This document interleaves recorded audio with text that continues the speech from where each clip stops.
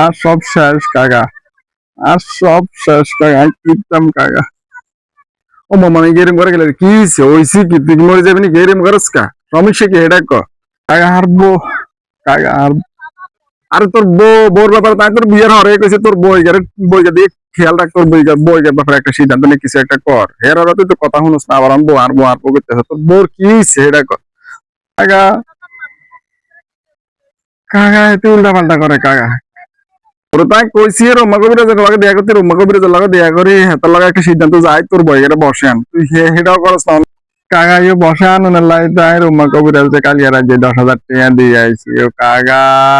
ইয়ে রম্মা কবিরাজের টাকা দেন হরে রম্মা কবিরাজের মোবাইল নম্বর বন্ধ আর মোবাইল নম্বর বন্ধ হ্যাঁ কি কাজ